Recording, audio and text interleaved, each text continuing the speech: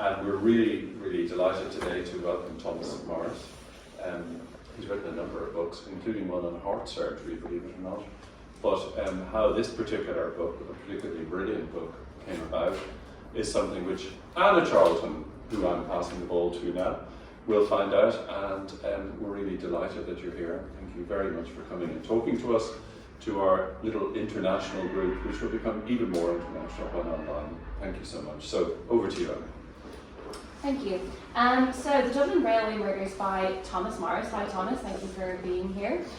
So the premise of the book is on Friday, November 14th, 1856, George Little, chief cashier of Broadstone Railway Terminal in Dublin, was found dead in his office, which was locked from the inside, surrounded by cash, hundreds of pounds. It was initially thought to be a suicide, but it was later determined to be murder. So how did you come by this story and come to write this book? Well, believe it or not, it was actually in a medical journal, sort of indirectly as a result of that book alluded to just now about heart surgery. I spent some time kind of almost as a hobby going through old medical journals looking for stories, which I subsequently included in the second book. And one of the stories that I kind of put in the back pocket, as it were, for later use or investigation, was a report I found in one of the British medical journals from the 1850s about a court case that was ongoing in Dublin at the time. I never heard of this court case, I didn't know anything about it. It was included in this medical journal just because there was a tangential interest in that there was a very minor medical aspect to the case, which at the time I didn't think was terribly interesting.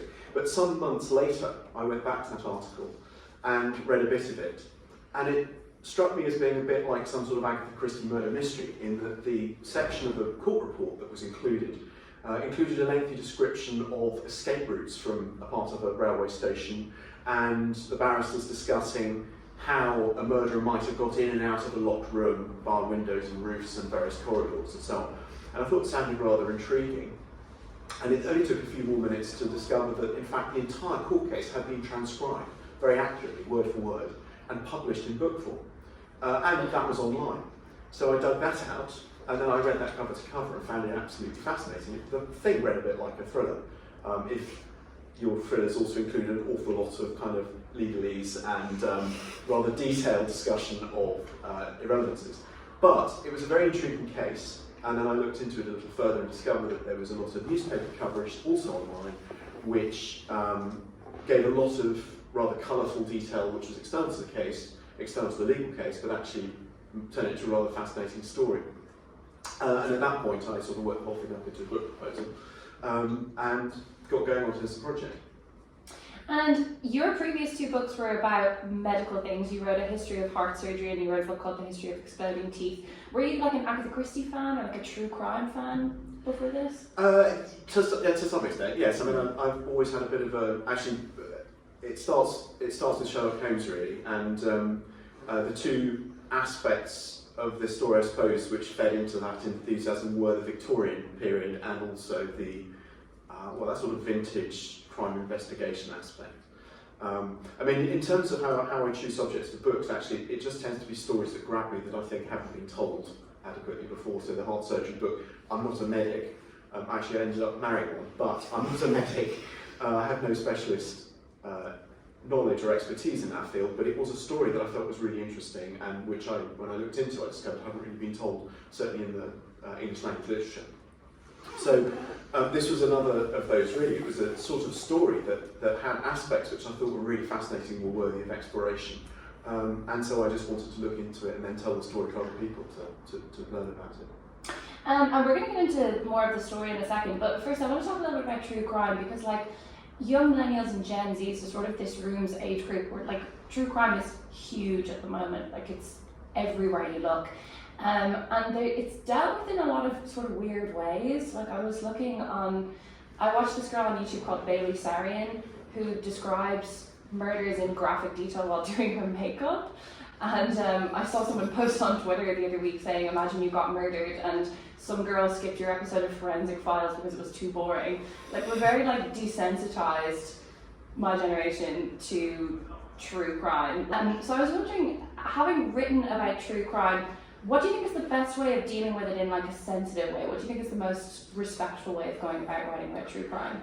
Well, I think the first thing I'd say is not to forget the victims. I think there's been actually generally a bit of redressing the balance in the last 5 years, and I know Harry Rubenhold's book about the victims of Jack the Ripper is a very important milestone in that.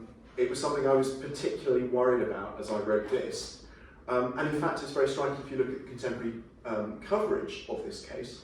The victim was a man called George Little, who was the chief cashier of the Broadstone Railway terminus. And for the first few weeks after his murder, there's a lot of meditation, sort of consideration given in the newspaper coverage to the plight of his family, because his background was rather interesting. He was one of 3 siblings. His father was a rather well-to-do solicitor who died unexpectedly in his 40s, I think, leaving his wife widowed, and they occupied a very nice townhouse in South Dublin, which they owned outright. There doesn't seem to have been any mortgage on it, but that was their only asset.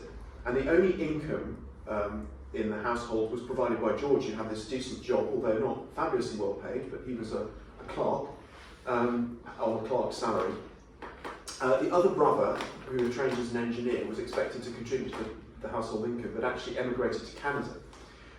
He also had a sister who had married, but within a few weeks of her marriage, her husband died. So she moved back into the family home with the widowed mother who had no income, and an aunt, the mother's sister, who was an invalid. So this is a household with only one source of income, George Little, and then he is murdered, leaving this household with no source of income at all. So for some weeks after his death, there was a lot of hand-wringing, and eventually an appeal was got up to raise funds for the mother. And sure enough, by Christmas, a committee had raised enough money to buy her an annuity, which would give her a modest income for the rest of her life. But that moment is the last point in the story, which goes on for some year or more afterwards, at which any member of the Little family is alluded to in the newspapers. So they just sort of disappear from the record. And not even when there is eventually a suspect caught and arrested and put on trial, nobody mentions George Little's family at all. And so I was very keen when I came to write the book that I wanted that not to happen in my narrative. And so I was very careful that the very last page of the book, or at least the last page, is devoted to George Little and his family. So that's, I think, the great danger of true crime, and one that a pitfall I was trying to avoid. Yeah, and I think you did avoid it. I think you were very respectful of George Little and his family. So the book is set in post-famine Dublin, which is quite an interesting setting for us here in Dublin. So what was post-famine Dublin like? Well, I was quite surprised by what it was like, not knowing very much about the 1850s in Ireland in general, actually, but Dublin in particular, when I came first to research this subject. And one thing that struck me in particular was that it's a bit of a hiatus in nationalist campaigning.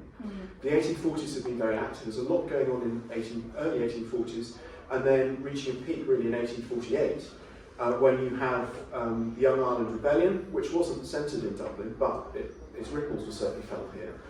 And when one of the leading nationalist newspapers, The Nation, was shut down. And in fact, the policeman who's kind of at the centre of this case was the very person who arrested John Mitchell, who was the proprietor and editor of The Nation. So that's a big sort of upsurge in nationalist sentiment in the 1840s, but that had died down by the 1850s.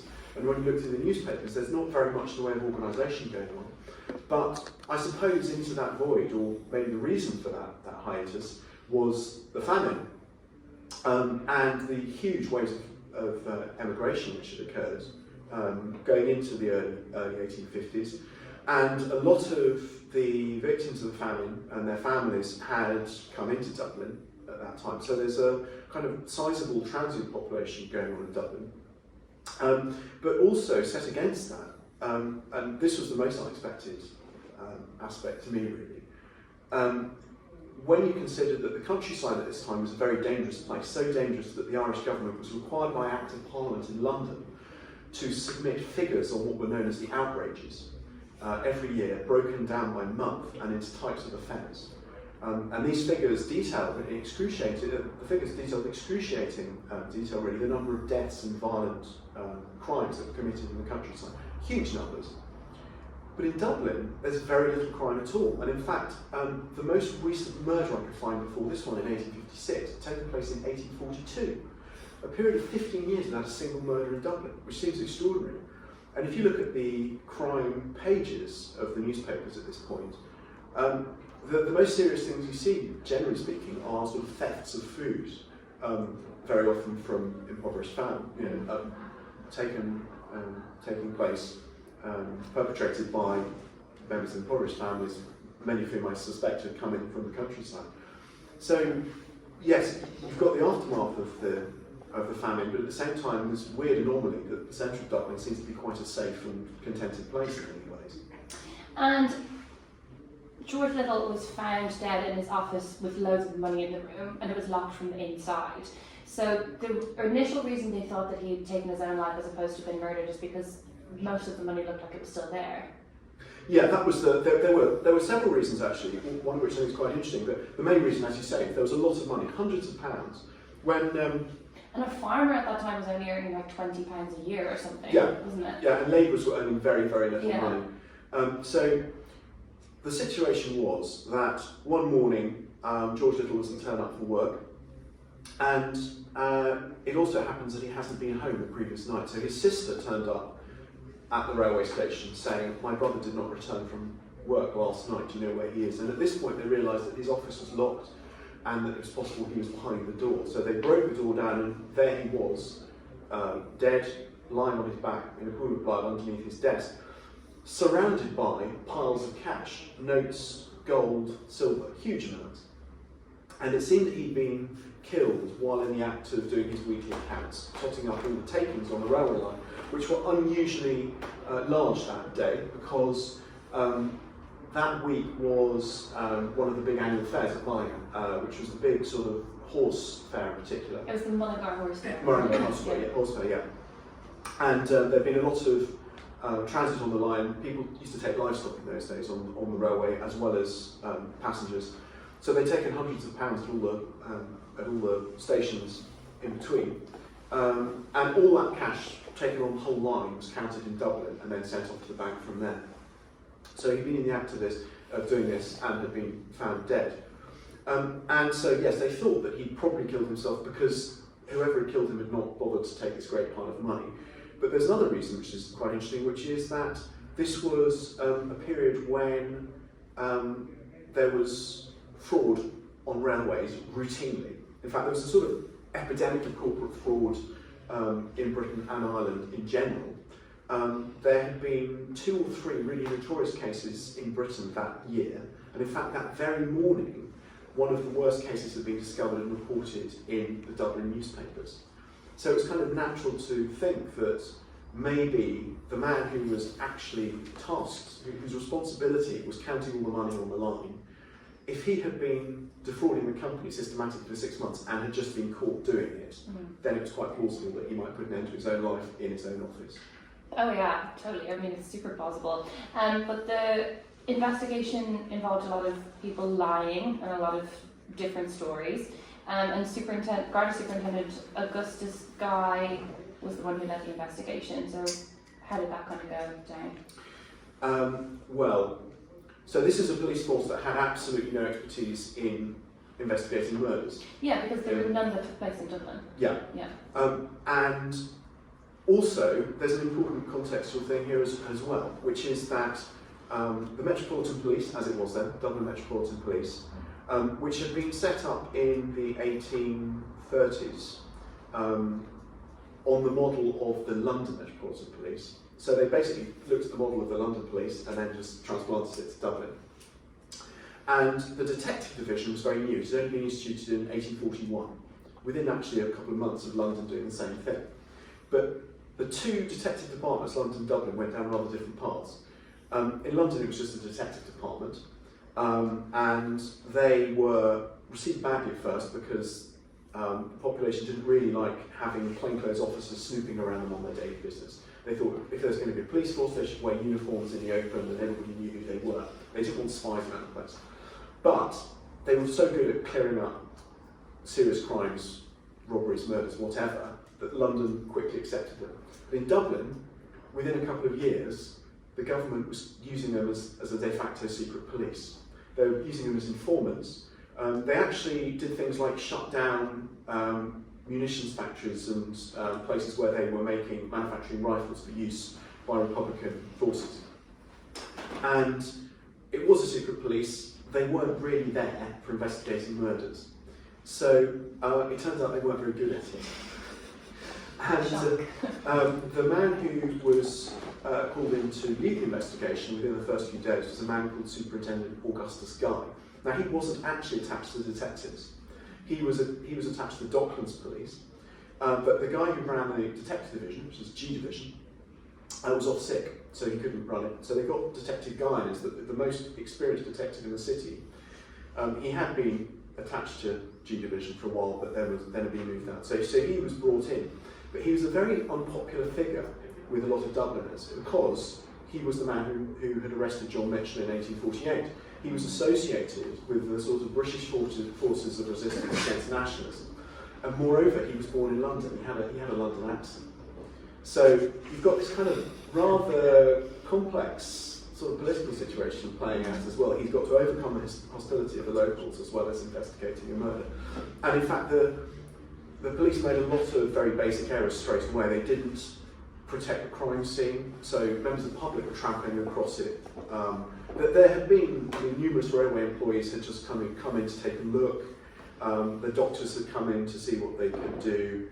And then there's this ridiculous description in one of the newspapers of the police coming to investigate and finding that members of the public were there taking souvenirs such as locks of the dead man's hair and items of clothing that had been taken off.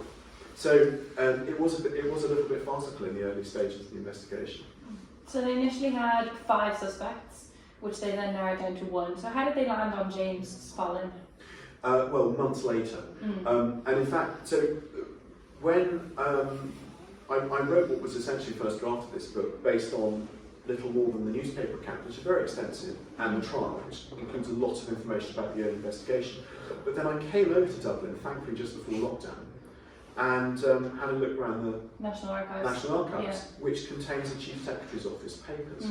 And massive stroke of luck, because so much was destroyed in 1922 when the Public Records Office was burnt down in the Civil War.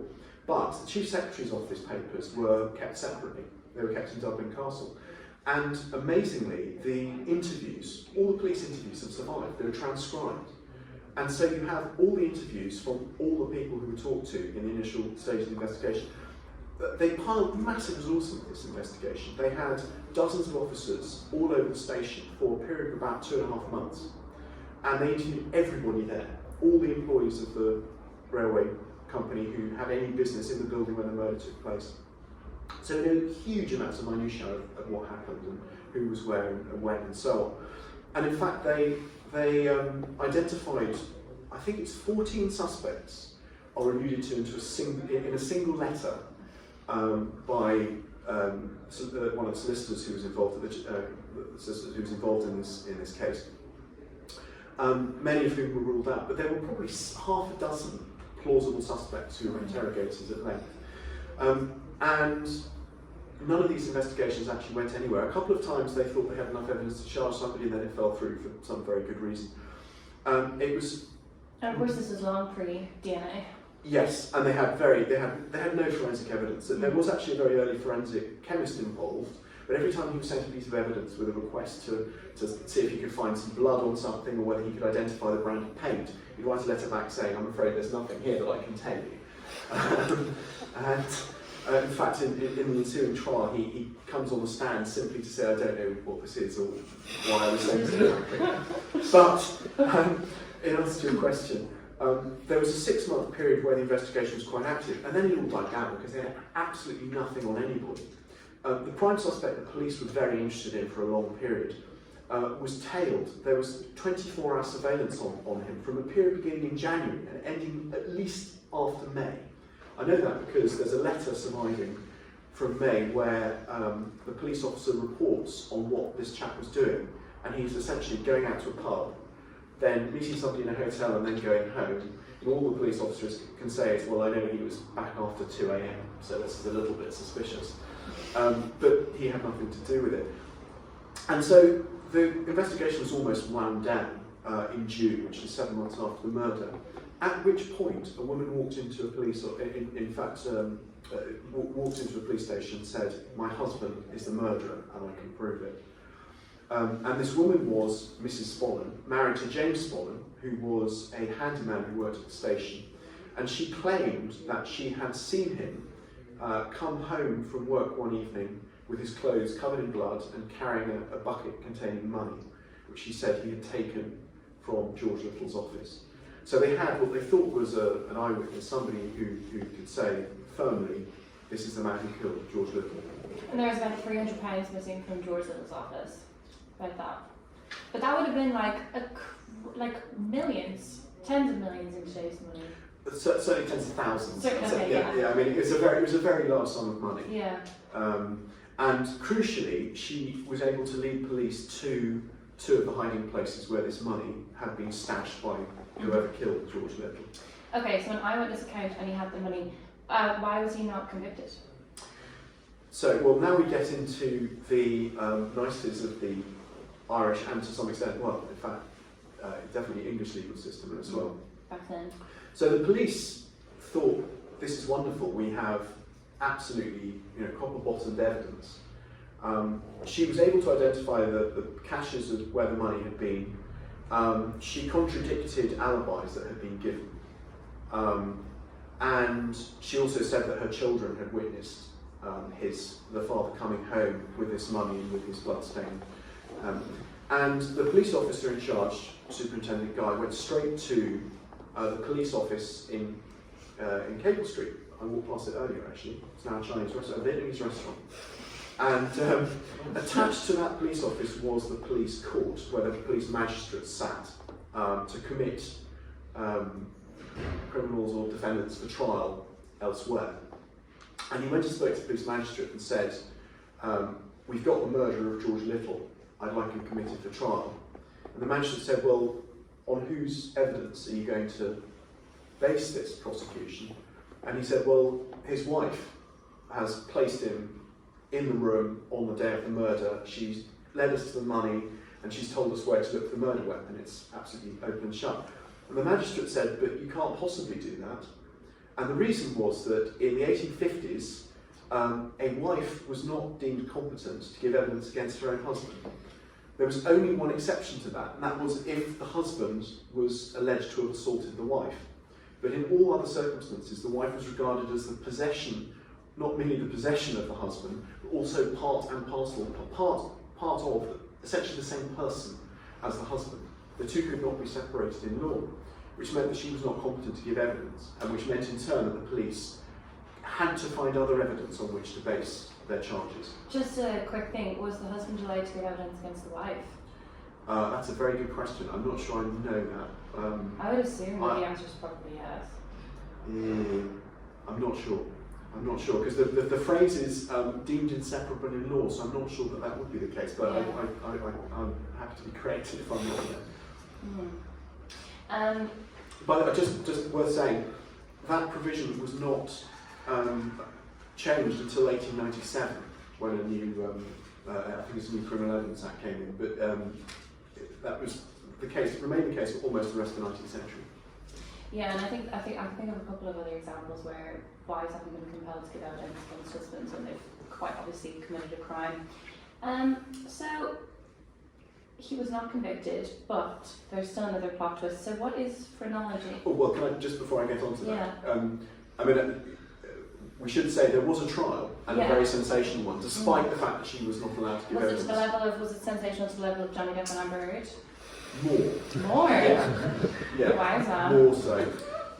So it was described at the time as the most sensational trial that these islands, meaning Britain and Ireland, have seen in this century, arguably.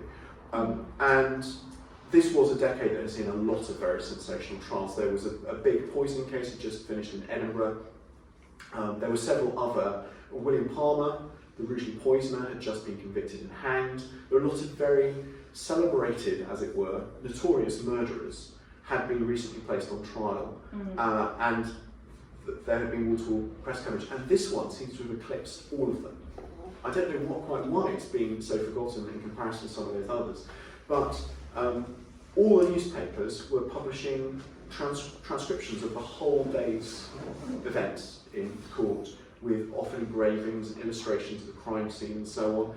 And the printed transcript of the trial was published in book form within a week of the trial's conclusion in Dublin. And it became a huge bestseller. Yeah, and you could buy an engraving of Spolin, the defendant, in all the booksellers and printers' shops, all the way up and down the Liffey. Why an engraving? Like, seems like a lot of effort for a murderer's face. Because it's pictorial. I mean, this is an era when broadsides were still current, which are these big posters with illustrated by woodcut engravings of if somebody was executed, you often get an engraving of the execution on Tyburn Hill, if it was in London or wherever, Kilmainham here. So there was a big appetite for that sort of, all these memento souvenirs, if you like, of criminal trials. And the Spolin, the accused, was not convicted because there was just such flimsy evidence against him. I think there would have been a very strong case against him if the wife had been allowed to take the stand. As it was, two of their children did, and gave what seemed at first quite damning evidence, but their evidence was absolutely riddled with inconsistencies and contradictions. And how old were the children? They were, so Lucy was I think 8, and her younger brother I think was, she was a bit older, I think it's 8 or 8 and 6, but they were both under 13. And there's a crucial bit in her evidence. Lucy had given what seemed a kind of firm story that something had happened at a certain time, and then she'd seen her father up on the roof hiding something down a chimney, and then the defence barrister stood up and managed to expose the fact very simply that she couldn't tell the time. He pointed at the clock in the courtroom and said, "What's the time?" And she said, "I do not know the clock." And she couldn't tell him the months of the year. So any claim that she remembered the events on a particular day in November, which was 7 months ago, or describe a time on that day, it instantly went up in smoke. So that was sort of the hopes of the prosecution rested on her evidence and that of her brother, and they contradicted each other and they contradicted their own evidence. So it was a hopeless case really in terms of securing a conviction. Yeah, so he was acquitted, and then we get into the phrenology. So what is phrenology? Phrenology is today described as a pseudoscience, but it's one of the first sort of modern attempts to create a rational science of the mind. And more than that, to turn it into a neuroscience really, to produce a correlation between states of mind and the physical entity of the brain. So phrenologists believed that the brain was divided into as many as 40 or 50 separate organs, is what they called them, and each of these organs was a region of the brain, and each of these regions was dedicated to a particular emotion or function. So in fact we have a phrenology head here, and these are labelled with labels like domestic propensities, as the one over the right temple, knowing faculties, literary observing. There's criticism, speculation, spirituality, hope, sense of character, cautiousness, destructiveness just behind the ear. So it's a kind of mixture of emotions and cognitive abilities, if you like. And a key insight, if you can call it that, of phrenologists was that the relative size of each of these regions dictated your personality type and your aptitudes. And you could work out the relative size of each of these organs by examining the shape of the skull, because if you have a particularly protuberant, or this one, if you have a particularly protuberant forehead, you've got a good perfecting group of knowing faculties. So sympathy as well. Sympathy as well, yeah. So, heavy brow, and what's that one there? Anyway, so a phrenologist would examine a person's skull using their hands, and they would often make a head much like this one out of plaster of Paris, so that they could examine it later at more leisure. And then by analysing the lumps and bumps of the skull, they could draw conclusions about a person's personality. And you'd use this in certain ways, one of which was, for instance, a phrenologist might have a client come to their house for an examination. It might be a teenage boy, for instance, and they examine them and say, well, your aptitudes suggest, say, that a career in law or a career in medicine or whatever your career choices, career options might be. But one particular phrenologist of this era, of the 1850s, a man called Frederick Bridges, and his particular interest was in crime and punishment. And he believed that it was possible to identify a murderer specifically from the shape of their skull. And he comes into this story. And he did a whole lot of dodgy research of his own, like he used to hang around the gallows and take the bodies and shave their heads and take plaster casts of them afterwards in an attempt to prove that murderers all had similar skull shapes. Exactly. Yeah. So, I mean, the science of physiognomy, which is kind of running in parallel to this, was the idea that a person's facial type gave you some hint as to their underlying character. And there's a big crossover between criminology and physiognomy. They thought there was a criminal type. So Frederick Bridges thought he'd sort of combine these two disciplines, and he thought that he could combine criminology and phrenology and discover the criminal type through people's skulls. And it was a long research project. He was engaged in it for a good 20 years. And during the sort of initial research period of this, he used to go to prisons up and down the country, specifically for executions. And he'd get permission from the prison governor to attend the execution, often meeting the criminal in the process.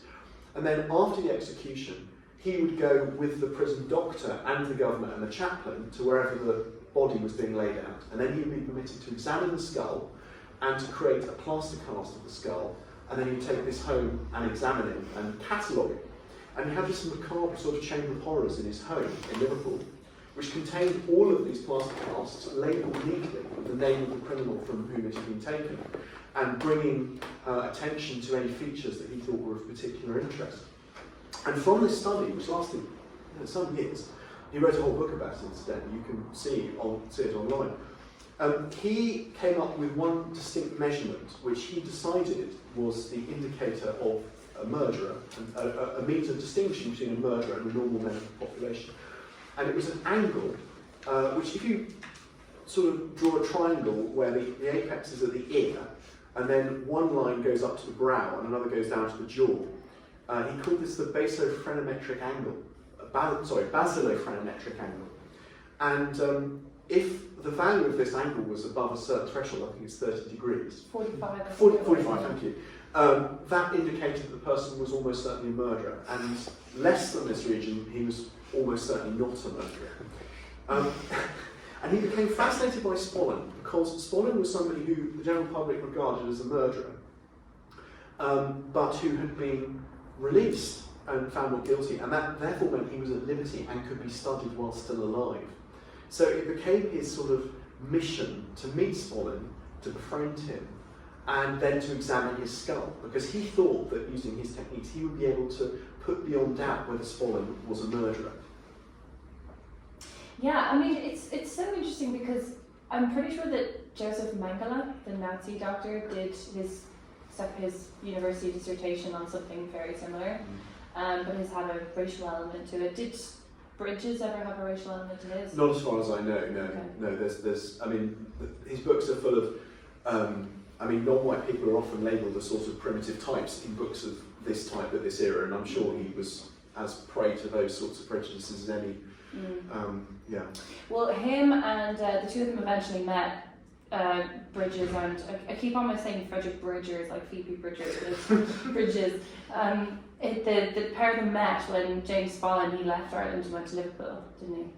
Yes, I mean, so for me, in fact, the story after his acquittal is really the most interesting part of it, because after he was found not guilty, Spolin tried to stay in Dublin. He was estranged from his wife and children, apart from his oldest son, who remained loyal to him. But he had no money, and he was widely reviled because many Dubliners thought that he was guilty. And he actually put on a stage show in Fishamble Street. He wanted to sort of put his point of view across, and so he took the I can't remember what the name of the hall is called. It's where the Handels Messiah where Handels from here, Messiah yeah. first performance, yeah. I think it's just Fishamble Street. Fishamble Street. Yeah. He hired the theatre there to give a talk, which he was meant to be doing twice a day for a week, and he met with, it caused a near riot actually on the very first day, so he had to flee, ended up fleeing Dublin entirely, and moved to Liverpool. And he was penniless, essentially. He wanted to emigrate with his son. That was the plan, because he felt that nobody in Ireland or in England was going to give him a fair hearing. So he washed up in Liverpool without any money and without any means of raising the fare to get the ship over to New York, which was his aim. And that's where he met Frederick Bridges, who, by chance, lived in Liverpool as well.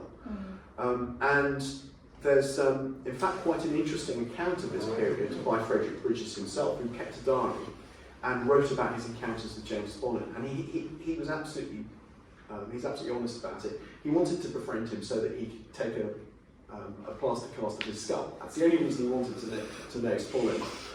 And after a period of some weeks, he achieved it, but only after they'd struck this incredible deal. And in fact, the contract to this deal, there's a reproduction of it, which I think is in a place of the book.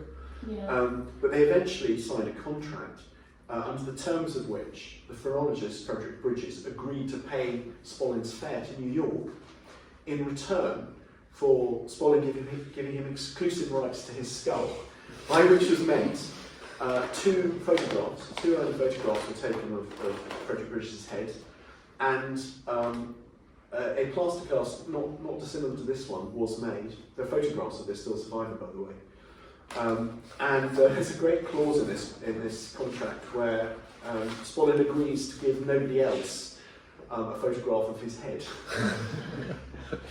And that's, yes, you can see there, he's sort of divided up into quadrants. And includes in one of his books a detailed analysis. There's another fantastic document as well. Bridges, having examined his head, decided that there was no doubt Spolin was a very dangerous man and almost certainly committed this murder. So what does he do? Well, of course, he sits down at his desk and writes a letter to the Home Secretary saying, "I've examined this man's skull and found it to be of a most dangerous type." And he recommends to the Home Secretary that Spolin should not be allowed to remain at liberty, but should be taken into a place of safety so that he cannot harm anybody else. And weirdly, he never got a reply to this. Shocking.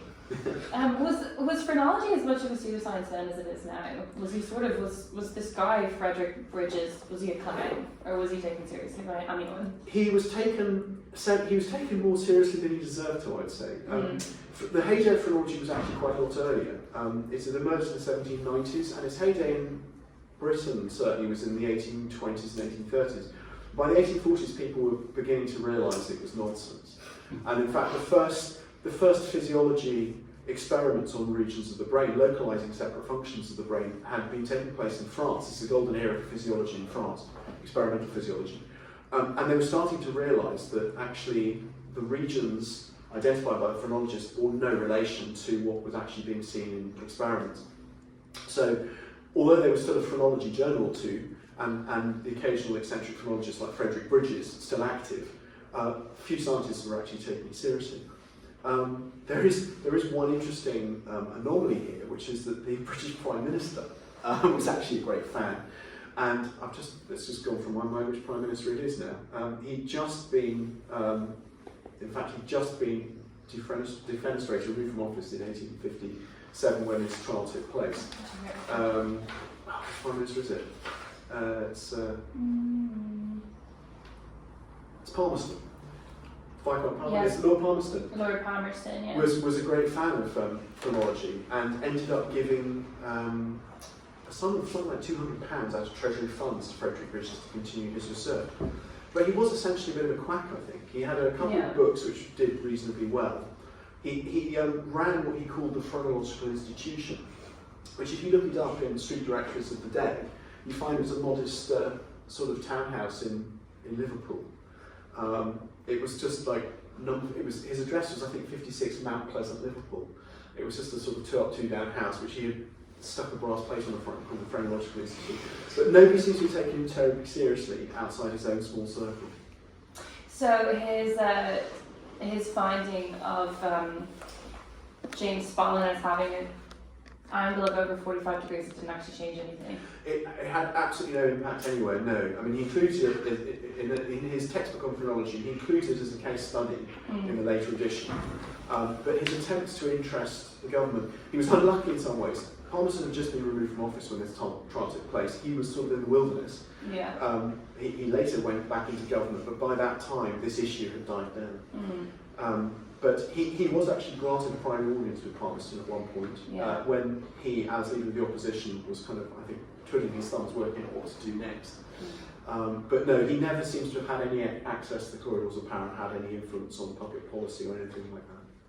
And it's so interesting what James Spallin did, hiring out Fishamble Street Hall to give his talks. It's sort of giving that same energy as that book that O.J. Simpson wrote. Like, I didn't do it, but if I had. Yeah, it's very much that, actually. Yeah. And he was, do you think he was guilty? Yes, I do. I was about to explain why. It's I mean, I was about to say, if not him, then who? Which is I have to say, a very unsound reason for convicting him. So don't quote me on that. But I mean, it's a great what if, really, because we can't know. I mean, there's absolutely no doubt in my mind that the trial reached a fair result. It was, in some ways, the prosecution case was absolutely farcical. They threw witness after witness at the problem, hoping to create. They were trying to create an illusion of overwhelming evidence when actually what they had was an overwhelming volume of witnesses. Very few of whom had anything useful to say. So the outcome of the trial certainly was just. I think it would be very interesting as a what if to think what might have been said by Smallin's wife if she'd been allowed to testify, and I suspect the outcome would have been very different then. Well, what's really interesting is that his wife wasn't allowed to testify, but his 8-year-old children were. Like, that seems like a real strange legal loophole, doesn't it? Yeah, I mean, that's one of the side effects of the sort of anomaly of the spouse being regarded as the same individual as the parent, definitely.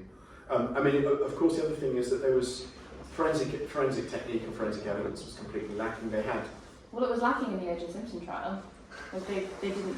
The jury, it was presented to the jury and they didn't know what it was, so they quit. Yeah. That was in the 90s. But as you say, there is a bit of an O.J. Simpson vibe, and his idea was, well, if people will just hear my story, then maybe they'll understand that it definitely wasn't me. But of course, it came across really badly. Yeah. It came across really badly. He was heckled all the way through. In fact, there's a brilliant blow-by-blow account of this occasion by one of the reporters. The audience seems to have numbered about 8 or 9 people, and I think initially. And most of them seem to be either reporters or members of the detectives division. And one of the reporters writes this fantastic blow-by-blow account, including all the heckles. Excuse me. So yes, he doesn't come across well, and in fact, at one point he just degenerates into begging for money. So he says his son ran the ticket office and then went round with a cup during the thing, asking people to drop coins in, and everybody pointedly refused.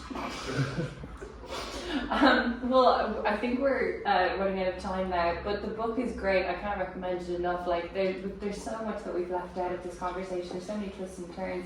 Have you gotten, before we open it up to the floor for some questions if anyone has any, have you got any other books in the works? Yeah, I'm working on one which it's sort of similar territory, but it's a very different setting. It's a murder that took place in London's Docklands, actually, in 1805. Okay. Canary Wharf or like Greenwich? Or? It's close to Greenwich. It's kind of Rotherhithe, Deptford. It's a great setting. It's at a shipbreaker's yard, and it also involves somebody I'm really fascinated by, who is a great surgeon called Astley Cooper, who was the most celebrated surgeon in early 19th century London. And at the time of when he died, the Times obituary said that he was the richest professional, the best paid professional that has ever lived. He earned absolutely staggering sums of money. I mean, I looked into it. It was kind of over $500,000 a year at today's prices. Amazing amounts of money. Yeah, that's a lot. Yeah. And he, as a young surgeon, was called out to treat the victim of this murder, who was still alive at that point. And it turns out that Sir Astley Cooper came up with a key piece of evidence which seal for the prosecution. And it was an amazing, again, a sensational murder trial, this time only lasting 1 day, and seven members of the royal family attended it, and the last king of France, who was at that point weirdly teaching at a school in Hammersmith. What, Louis XVI was teaching at a school in Hammersmith? He was, yes, in, it's not Louis XVI, is it? It's, He was, Louis XVI was the one who got guillotined, wasn't he? He was missing his head. How can you teach in the school? Last king of France was deposed in 1848, so it's, oh goodness, it's annoying me. Anyway, at this point, post-revolution. Yeah, post-Napoleon III. Anyway, he was at that point, he was living in exile, Duke of D'Orléans, teaching at a boys' school in Hammersmith. Really. As you do. So yeah. Vibes. Thank you so much. If anyone has a question, I'd like to ask. Okay. Thank you. I suppose this is somewhat random, not in reference to the wonderful telling of the story, but in terms of your study of phrenology and that which Bridges did, was there any evidence of ever studying the female skull, or were there any female subjects in his collection or catalogue? Now, I cannot remember off the top of my head. I think it's likely there was, because one of the really notorious murder trials was a female poisoner, the early 1850s. There aren't many female subjects in his book, that much is certain. It's a really funny book, by the way. I mean, he does things like, he analyses the phrenology of Jesus based on a famous medieval portrait. So it's, it's not the last word in scientific accuracy, but certainly his clients involved, his clients included women, and he offered phrenology classes, and it was sort of, I think it was evenings for men and boys and daytime for ladies, so, to that extent he was, pro-equality, but I wouldn't say, there aren't that many subjects in his books that are women. Do you think you would have been inclined towards confirmation bias when looking at women's skulls? Like, oh, I feel a lot of domesticity here. Kind of sort of like that. I mean, the whole science of phrenology is confirmation bias, isn't it? Right. I mean, the whole thing is cart before horse science. He comes up with somebody who's, a great. I'm just trying to think of an example, but there are priests of notorious virtue, who he takes a picture of them and says, you can see here the wonderful, domed forehead, and then on the next page there's a murderer who looks virtually identical to the priest, and he says, well, look here at the low skull base and the simian brow, or whatever, it's. Yeah. Yeah, thank you so much for this. It's very reminiscent. I used to work in Trinity Anatomy Museum, and there's still lots of stuff in the phrenology period they can have to go through. I think, if I remember correctly, they still occasionally dig up bodies around places that were basically criminals that they just stole the bodies out of the factory when they died or were home, effectively. But I remember, I was wondering, kind of, good listening to what you said, I was wondering, was there any questions after writing the book in your head that you was kind of, you meant an answer for yourself, actually, and you were sort of are still kind of just going to have to remain settled in your mind, kind of thing? Well, as regards the crime itself, I mean, there are a couple of unanswered questions about, how it was committed and the timeline around that is certainly unresolved. I'd love to know how the murderer got in and out, what the timings were, what happened to we don't really know what two different razors were found at different times, and we don't know. One of them seems to have been planted as an attempt to incriminate Smollett, but I don't know that. I'd love to know a bit more about that. But the big unknown for me, the one frustration, was I could never manage to trace what happened to Smollett and his son after they left Liverpool. What I know is that they almost certainly went to America. Frederick Bridges paid for their passage, but he didn't say where they'd gone, when they went, and he does record that they were under assumed names. And I've looked at all the passenger ship manifests I could for the weekend where they must have left. And I have tentatively identified a couple, a pair, father and son, who might have been the Smollets. But I'd love to know if that really was them. and then what happened to them when they got to the States. I think they probably went to New York on a particular ship. There is this pair that look like them, but I'd love to know what they did next, and I'm afraid I'm never going to know that.